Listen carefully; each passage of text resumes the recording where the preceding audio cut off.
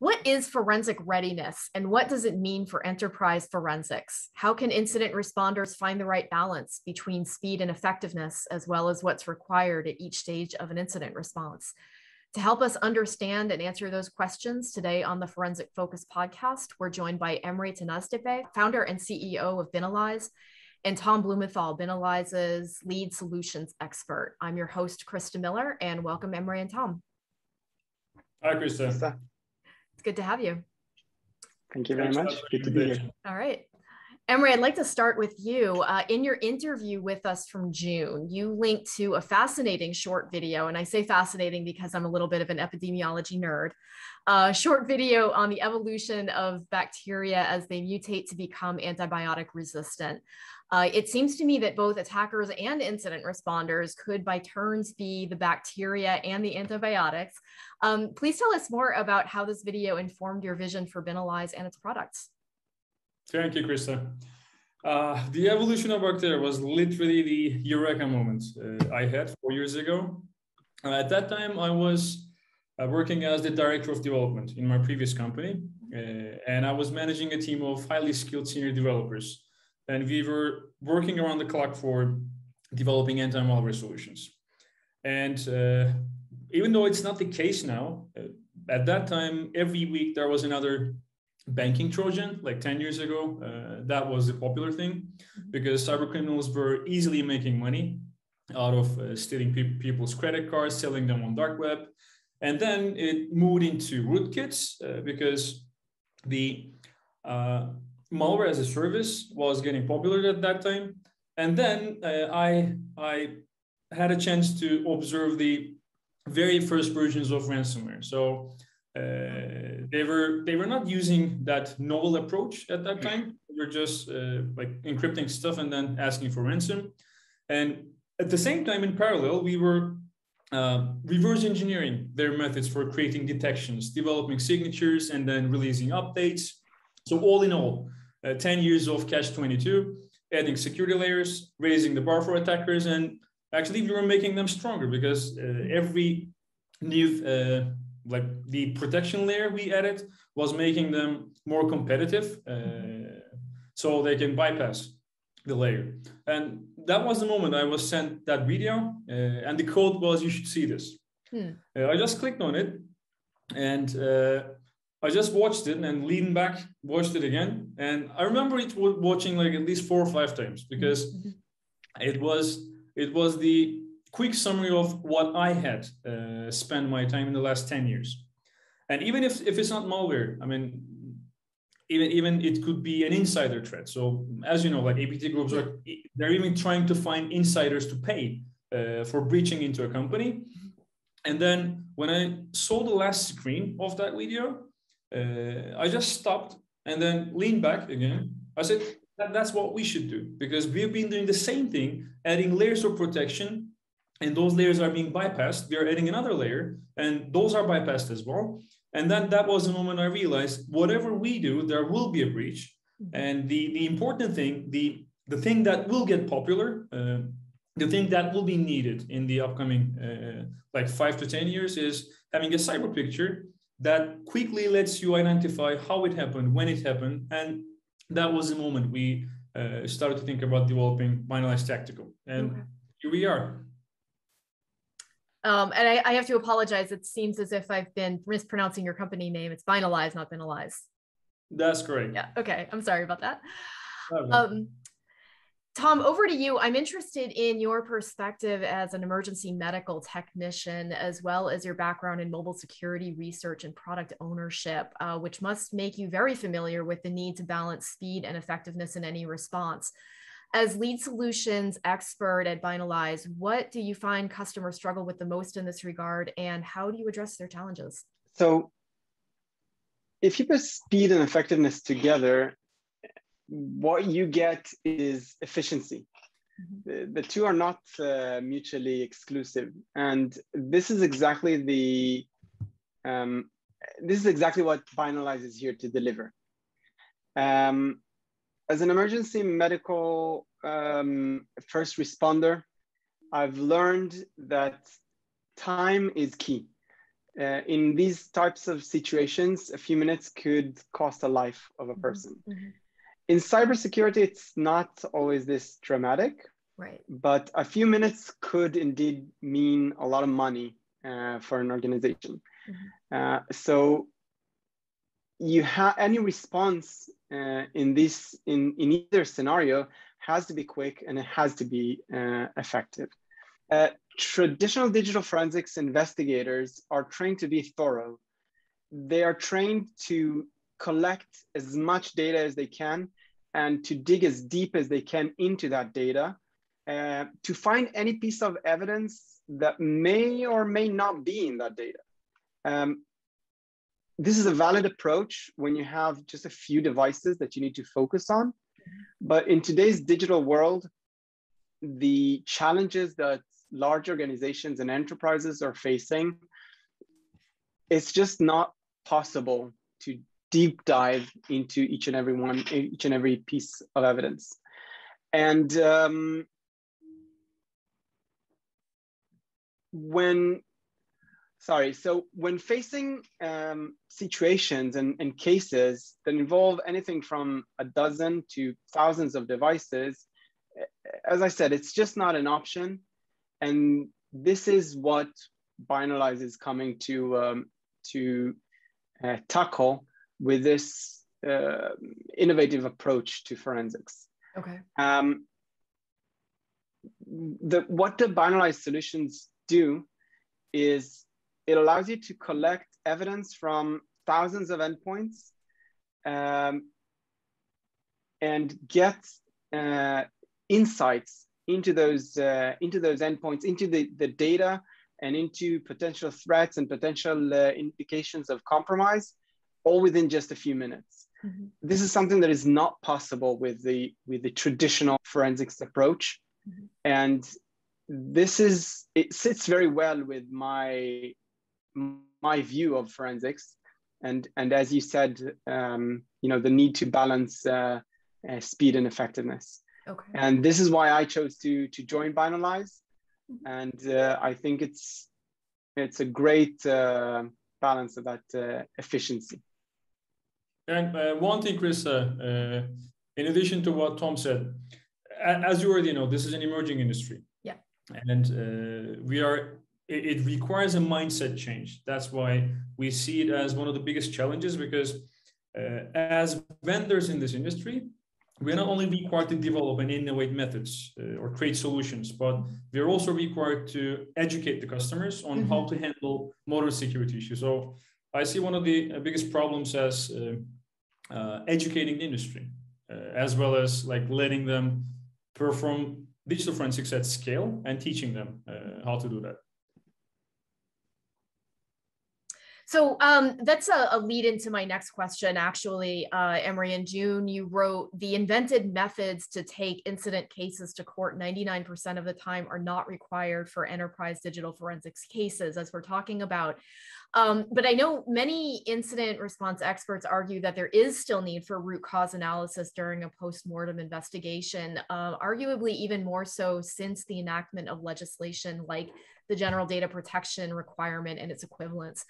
What do you both see as the appropriate handoff from rapid response to those deeper digital forensic analyses? And how can responders tell when to contain and remediate versus when to go deeper? Great question. Actually, we had a chance to be in this transition process. When we first started, we had deep dive forensic experts as our advisors. Okay. And when I talk about digital forensics, even though my background is malware analysis and operating system internals, I call myself as someone who grew up in digital forensics, because I was spending all my time in the labs of our advisors, and I had a chance to see the transition. When we first started developing Binalyze, like the first solution, most of the cases they had were the cases that needs to be taken to the court, and then it quickly started to decrease, and most of the cases started to become like ransomware cases, or some of the time insider threats.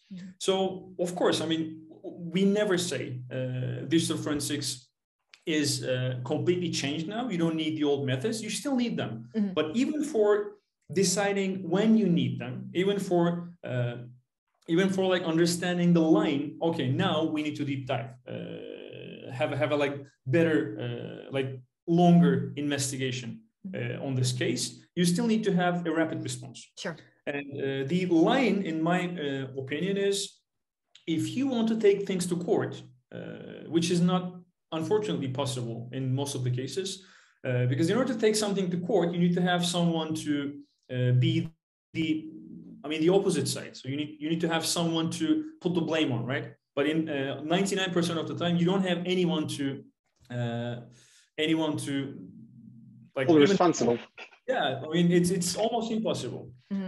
So that's why, I mean, if you have a suspicion of like an internal affair, if there is an IP theft, if there is a suspicion of some employee misconduct, then it's time to deep dive, like deeper. Okay. But if that's not the case, it's just spending more and more time and going nowhere. Okay, that makes sense. But that's exactly the point of that, again, that efficiency we discussed earlier, and forensics at scale, as we mentioned.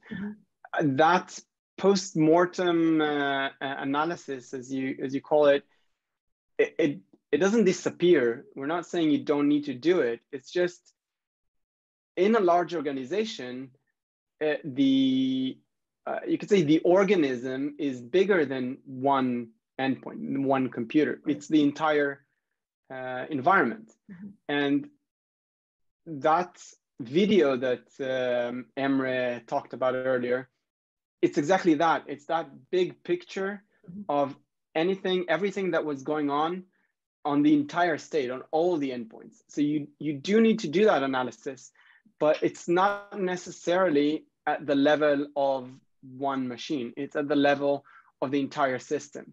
And how do you do that if you need to acquire full disk images from each and every one of the machines? You will never have enough time for that. Right. And that's the other side of the scale, because and you need a full data attackers center. now. So like for thousands of endpoints, you'll need a full data center for saving that image. Yeah, right. Exactly. The attackers are not slowing down, and you can't take 6 months or 18 months to analyze all your computers to try and understand exactly what happened. You need to do it quickly, and you need to understand where's the vulnerability, and perhaps to mitigate. And I think, again, as Emre said, in most cases, what companies are looking to do when they engage in digital forensics in cybersecurity cases is they try to minimize the damage. And it's not the same as taking evidence to court. You don't need the same level of deep dive. Well, I guess that's what I was wondering, though, in terms of especially the GDPR and similar regulations, because if you're trying to prove, for instance, that you didn't violate those terms or your company didn't, rather, then what's, I guess, where's that appropriate balance, right?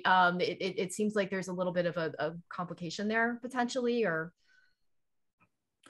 There is a complication, and again, companies are in the process of learning when to perform those type of investigations, because unfortunately the current tool set most of the companies have are designed around finding malicious files, like checking for hashes and other stuff.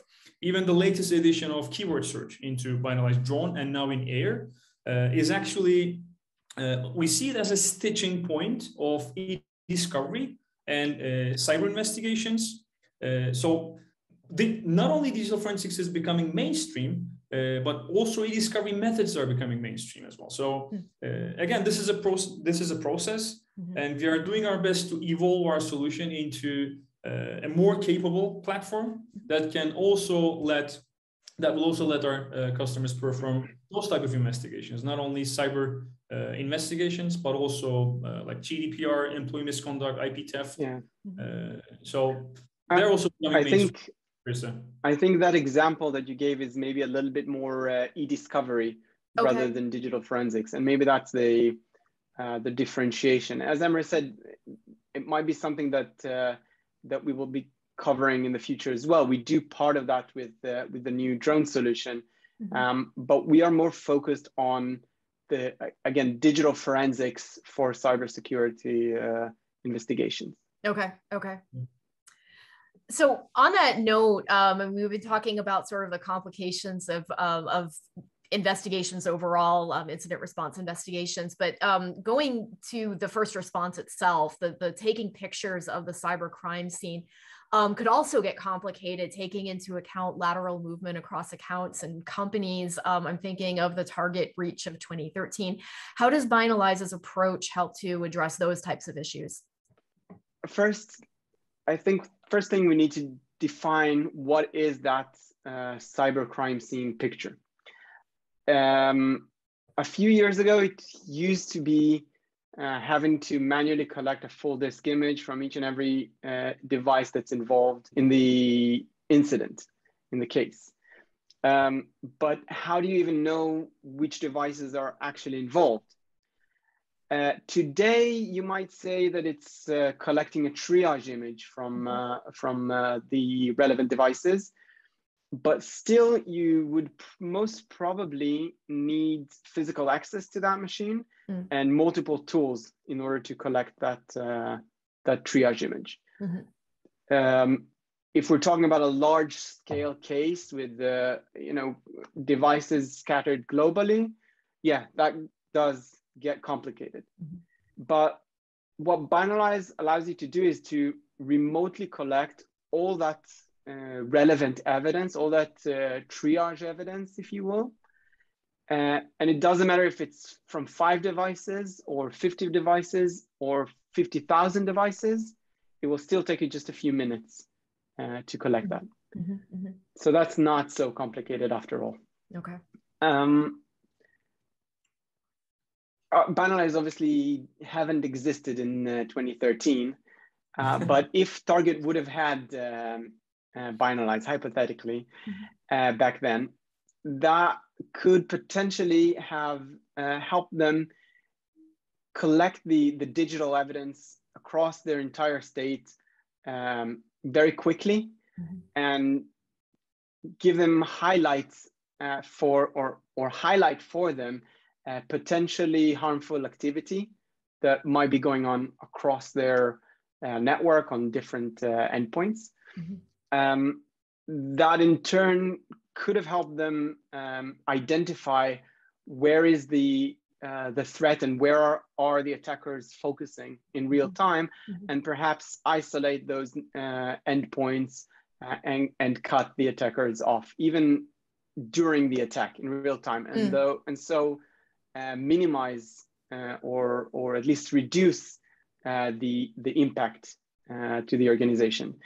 Not to mention that with the Binalyze solutions, you could proactively take forensic scans of key endpoints, key entry points, perhaps, and try to or get insights into those and into whether anything has changed or anything suspicious arises in these endpoints, and perhaps identify the indications of compromise that the attackers may already be in their network and preparing even months before the actual assault, and could potentially prevent that. This is proactive digital forensics, and it's definitely not something that we see in traditional forensics when you need to collect masses of data. Well, one thing I want to add, Krista. Previously, I mean, I had a chance. Unfortunately, I had a chance to see this. Like 5 years ago, when you had an incident, when you apply the traditional forensics, you take an image, you take it to lab, and those labs has like huge, like powerful machines that are processing those images. And when you see a trace of another endpoint that is involved in that cybercrime, you had to follow the exact same steps, go back to the enterprise, take the image, and then take it to lab. So it was days.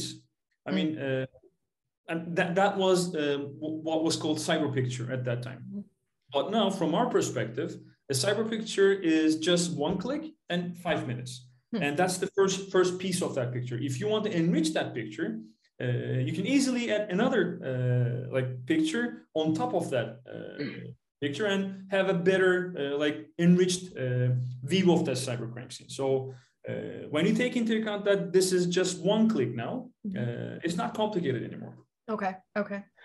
One of the things that you can do in Binalyze Air, as Emre sort of described, is take all that evidence from all the different endpoints, put them on one timeline, and understand everything that's been happening across all of the endpoints at a certain time, because you see it sort of across all of the endpoints rather than looking at each one in silo. I actually was going to ask. I'm reminded of a conversation I had with an acquaintance a few years ago who was conducting an incident response with multiple attackers, and that turned into a very interesting investigation for him. So it sounds like this is the sort of solution that you're talking about that potentially could get around that. So you're not looking for indicators of compromise necessarily from a specific attacker or trying to look for signatures from a particular group perhaps, but rather taking into account all indicators of compromise. Yes. And yeah. In the previous method, you had to like take the image, take it to lab, and if you find something interesting, then the digital forensics methodology is like the products at that time, they didn't have methods of running, sweeping all their environment, finding for IOCs. That's one of the like game changers of Binalyze, because we are combining the incident response, the digital forensics, and now even like e-discovery methodology into one single platform. So you don't need to jump from product to product, site to site, to perform an investigation. It's becoming like more and more combined every day. And you do it all from one console. You don't need to travel around the world to collect those images and all the costs involved with that. Right. Which got limited by the pandemic anyway. So obviously, the more remote collection is definitely a benefit in that regard. I also wanted to ask, so obviously Binalyze is coming into a very saturated market. There's a lot of buzzwords and puff claims, including automation and triage. How is Binalyze cutting through that hype? What makes your company different? Great question. Actually, compared to cybersecurity, digital forensics has much less, much less buzzwords, because if you take a look at the endpoint security industry, you'll see that the products are changing names every 2 or 3 years. We started with, I was there for 10 years. So we started with AVs and then heuristic AV, cloud AVs. It quickly became endpoint protection. And then we had DLPs, EDRs, XDRs, MDRs. So every 2 years, it's changing. But digital forensics, it's still the same. That's what I love. But still, I agree. There are a lot of buzzwords. What makes Binalyze different is we don't have a baggage. When we started 4 years ago, we didn't have any product that was designed to work on the previous problems of the industry. What we see right now is most of the products in the digital forensics industry, they're trying to patch their solutions. Most vendors are trying to add additional features that will somehow enable them to remotely perform this. But still, what you have in your hand is a desktop product that can only run on a single machine. And when you want to collaborate in your security operations center, it becomes really hard because it's not something you can access remotely. So what makes Binalyze different is we don't have a baggage. We don't have like a heavy backlog. When we started, we jumped right into the problem. And we didn't start with any financial motivation. The first version of Binalyze Tactical was created for solving our problems because we were involved in high-profile cases in US. And each and every time, I was personally tired of asking, did we have RAM image? Do we have event logs? Do you have this log file? And then at some point, I asked myself, I mean, isn't there a tool to do all of these together with just one click? And the answer was, you need to run 20 different scripts for collecting the information I need personally for understanding what may have gone wrong on that machine. And that's how Binalyze started. So, I mean, we don't have a baggage. We jump right into the problem and we started solving it. And your focus, very, very practical solutions, it sounds like. Exactly. Yeah. Exactly. Yeah. Well, Emre and Tom, thank you again for joining us on the Forensic Focus podcast. Thanks a lot. Thank you very much. Thanks also to our listeners. You'll be able to find this recording and transcription along with more articles, information, and forums at www.forensicfocus.com.